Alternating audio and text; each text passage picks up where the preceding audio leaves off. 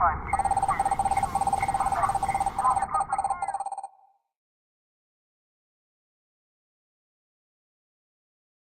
proximity alert.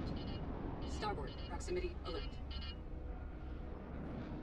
Welcome, fellow Ausmonauts, to Basic Maneuvers 102, Strafing. You may wonder why strafing is important. Well, strafing will allow you to maneuver in tight, confined spaces, such as we are doing right now, to help you find the best offensive ambush spot, or defensive hiding spot if necessary, depending on which side of the fight you are on. Strafing will help you to get close to the most valuable mineral deposits in an asteroid field, and allow for these fields to be scanned efficiently without too much background clutter distorting your readings. Strafing will help you navigate and plot a Class 1 Delta unstable jump point while keeping your ship in one piece. Well, mostly. So whether it's the fame of discovery, a mineral-rich fortune that you're after, or just want to live through your first dogfight, strafing will help you achieve that. So, strap yourself in, pay attention to your instruments, and please, try not to throw up in the back of my Super Hornet. Proximity alert.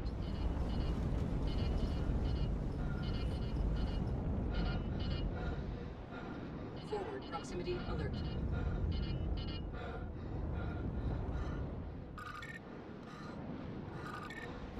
Forward proximity alert. Overhead proximity alert. Aft proximity alert. Okay, Nuggets, we're going to start off nice and easy. Remember to pay attention to your instrumentation, both audio and visual, your engine sounds and external references like space dust and giant asteroids. Everything you learnt in Basic Maneuvers 101 applies here. Okay, pilots, as we strafe from port to starboard, up and down a little bit, you will see the space dust moving ahead of us.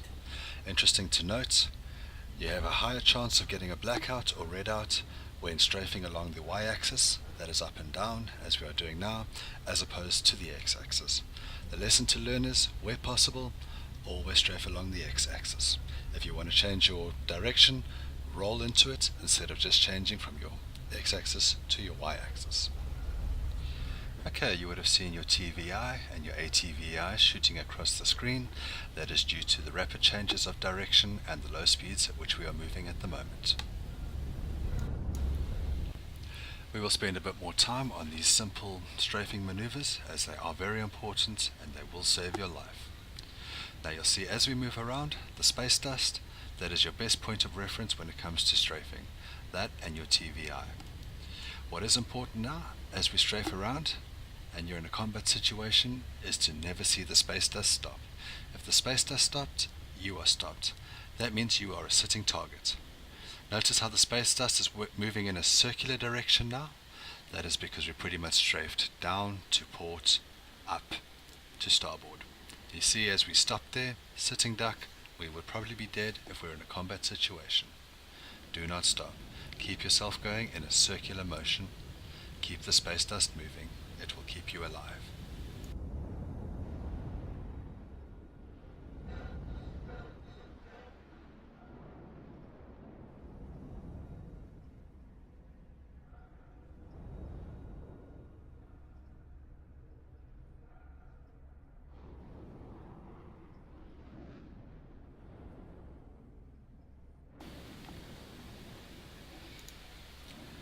Okay, pilots. I hope this is making you feel a lot more comfortable with strafe maneuvers.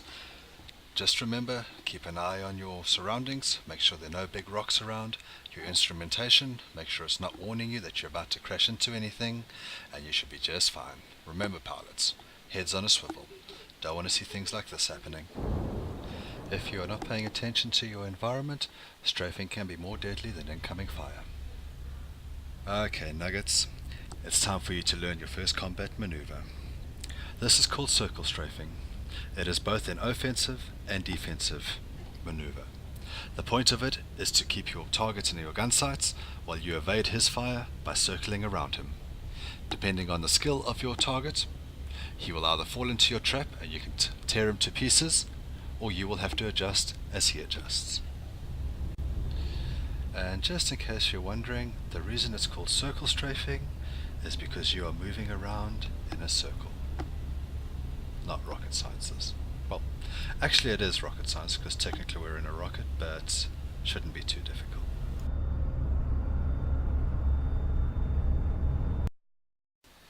Okay, so let's talk about the basics of circle strafing. Here we will be using a platform as a point of reference. The reason we are using a platform is because you can get a distance. If you look at the top there, we have chosen LZ04, top right hand corner. We are currently 185 meters away from the surface. 200 meters is a good place to start this out. You're far enough away to not crash into it, close enough to keep it in your view. During this exercise, you will remain in coupled mode and your speed will remain at 0. To get started, you will select a direction along the x-axis, pretty much to port or to starboard as to which way you will start strafing. Important to remember your orientation, the gun crosshair, to keep it centered on your target. You'll notice that we're starting to increase our distance. We're not circling, we are losing distance. If you bring your crosshair, as it is now, to the inside of your target, your distance will drop. If it's on the outside, your distance will increase. Other ways to manipulate your distance is to strafe forward while you circle strafing, will drop your distance. If you strafe back, it will increase your distance. If you add a bit of boost, depending on where your orientation is, you will increase or decrease your distance. These are the ways to keep yourself in the engagement range that you dictate. Right now we did say 200 to 300 meters is our engagement range. That is what we have chosen. Also, please be aware that our thrust has increased to 50. The reason that this has happened is that we have chosen the landing platform as a target. The platform thinks we're coming in for landing. This is just a bit of a bug glitch that we're manipulating in order to do exercises. So do not worry about your speed. If you try to increase it and it drops back down to 50, or you try to decrease it and it pops back up to 50, don't sweat it. We're just doing this for exercises. Okay, Nuggets, the second exercise. Pretty similar to the first. Begin your circle strafing. As we've discussed, if you're not too sure what to do, just rewind this tutorial a little bit. Difference is, when you get to the top of the platform, or whenever you choose, I like to use the top as a reference point. I'd like you to roll 180 and change your strafe direction. Get yourself back under control, so you're manipulating a distance of your choice, not direction, sorry. Continue your circle strafe, get yourself under control. Once you're comfortable, roll another 180, change your direction of strafe to the opposite direction of strafe, get yourself back under control. Okay, the purpose of adding the 180 roll into the circle strafe is to make yourself a harder target to hit. By throwing in the 180, you disrupt your opponent's firing solution, which gives you a little bit more time to fire on him while he is trying to reacquire you as a target. This will give you the advantage in a circle strafing battle. Okay, Nuggets, if you listen to your engine sounds, I will be firing the boosters from time to time. I would just like you to pay attention to the distance, how this manipulates your distance and your circle strafe maneuver.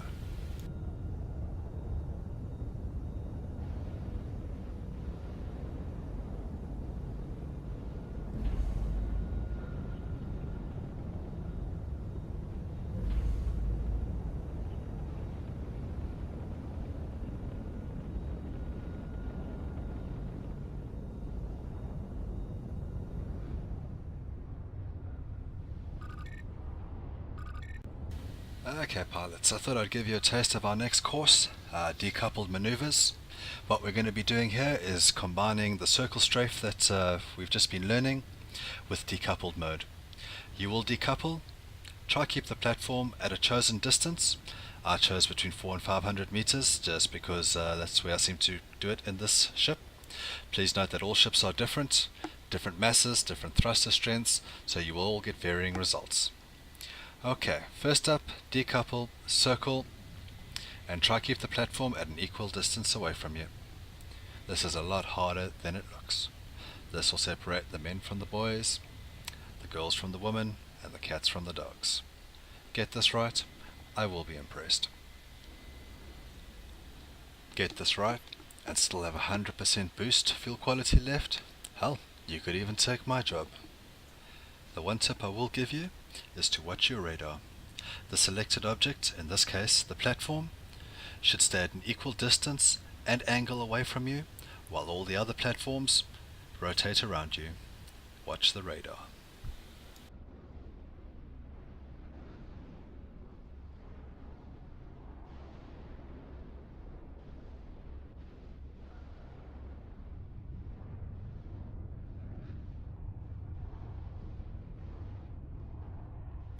Okay, I'll leave you to practice your maneuvers now. Just remember to have fun, practice hard, and please, whatever you do, don't throw up in the back seat of my Hornet.